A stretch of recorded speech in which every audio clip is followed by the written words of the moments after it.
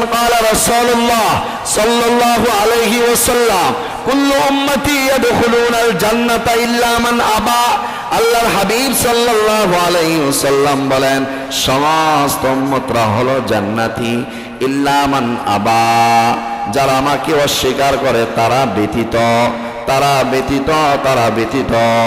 আল্লাহর হাবিব সাল্লাল্লাহু আলাইহি ওয়াসাল্লামকে সাহাবারা জিজ্ঞাসা করলেন কিলা ওয়া মান আবা, কারা আপনাকে অস্বীকার করে? ক্বালা মান আতাআনি দাখালাল জান্নাহ ওয়া মান আসানি ফাকাদ আবা। আল্লাহর হাবিব বলেন যারা আমার অনুসরণ করে, যারা আমার অনুগত্য করে তারাই হলো জান্নাতি। সুবহানাল্লাহ। ওয়া মান আসানি ফাকাদ আবা, যারা আমার অবাধ্য, যারা আমাকে মানে না, যারা আমার অনুসরণ করে না, ওয়া মান আসানি ফাকাদ আবা, তারাই হলো অস্বীকার করে। নাউযুবিল্লাহ বল, তারাই হলো আমাকে অস্বীকার করে।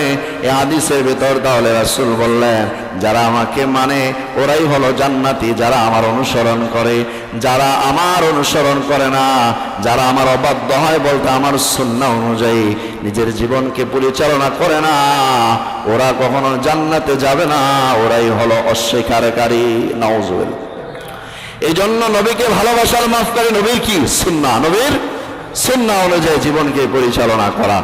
আল্লাহর হাবিব সাল্লাল্লাহু আলাইহি ওয়াসাল্লাম বলেন মান আহাব্বা সুন্নতি ফাকাদ আহাব্বানি ওয়া মান আহাব্বানি কানা মাই ফিল জান্নাহ। যেন যে আমার সুন্নতকে ভালোবাসলো সে যেন আমি নবীকেই ভালোবাসলো। সুবহানাল্লাহ। ওয়া মান আহাব্বানি, যে আমাকে ভালোবাসলো, কানা মাই ফিল জান্নাহ, সে কিয়ামতের দিন জান্নাতে আমার সাথে একই সাথে থাকবে। সুবহানাল্লাহ। এই জন্য নবীকে ভালোবাসার মাপকাঠি কি? নবীর সুন্নাহ। নবীর সুন্নাহ। নবীর ভালোবাসার মাপকাঠি চিল্লাইলে হইব না। নবীকে ভালোবাসে, নবীকে ভালোবাসে। নিজের চেহারায় কোনো সুন্নাহ নাই, নিজের ব্যক্তি জীবনে কোনো সুন্নাহ নাই, নিজের পারিবারিক জীবনে সুন্নাহ নাই, নিজের কথায় কোনো সুন্নাহ নাই, নিজের চলায় কোনো সুন্নাহ নাই, নিজের লেনদেনে কোনো সুন্নাহ নাই, নিজের কোনো জায়গায় সুন্নাহ নাই। আরো দাবি করা আশিকে রাসূল নাকি ভণ্ড। বন্ধ ছাড়ার কিছু না। আশিকে রাসূল দাবি করতে হলে, নবীর মুহাব্বত দাবি করতে হলে আমার নিজের দৈনন্দিনের জীবন, আমার গোটা চেহারায় ভাসবে এই ব্যক্তি হলো নবীর ভালোবাসার উম্মত। ঠিক না?